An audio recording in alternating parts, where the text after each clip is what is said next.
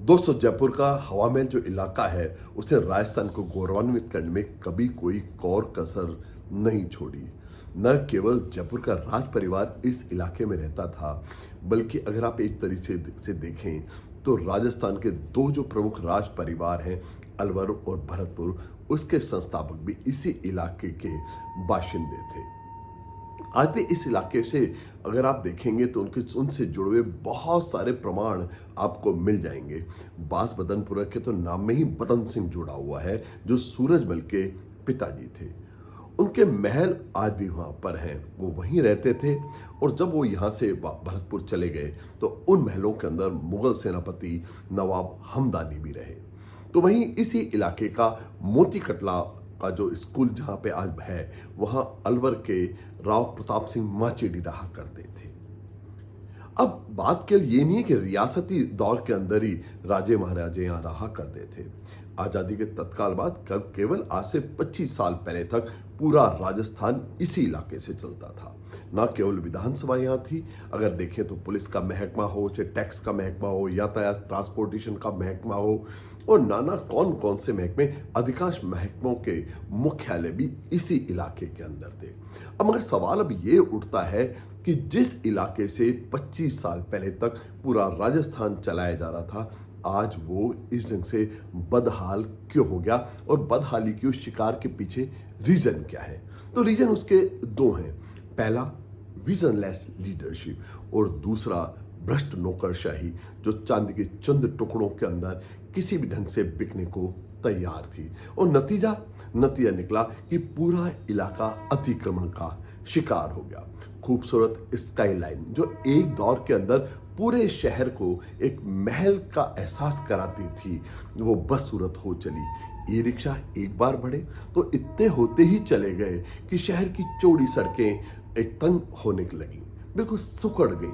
और इन सब के कारण आज लगता है जैसे घुटी हुई सांसों के चलते ये शहर, एक जिंदा शहर, दम तोड़ रहा हो। और हकीकत तो ये है कि हर बाशिंदा इस दम तोड़ते शहर से पहली फुर्सत में निकल जाने के लिए आमादा है।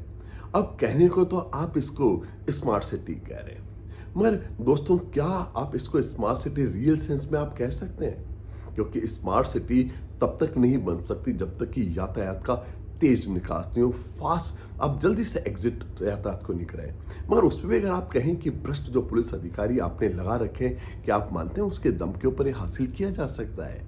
ये बिल्कुल हासिल नहीं कर सकता। और इसको हासिल करने का कल एक ही तरीका था कि हम स्मार्ट मशीन लर्निंग बेस्ड या आर्टिफिशियल इंटेलिजेंस के थ्रू हम इस काम को कर दें।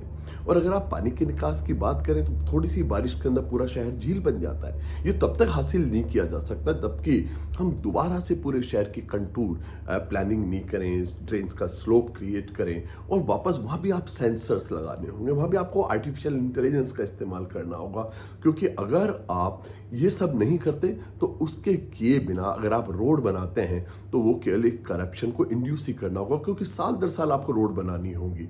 और आप इसी ढंग से आप पूरे इस इलाके को अगर आप देखें तो हमारे पास सॉलिड वेस्ट मैनेजमेंट का आज तक कोई तरीका नहीं है।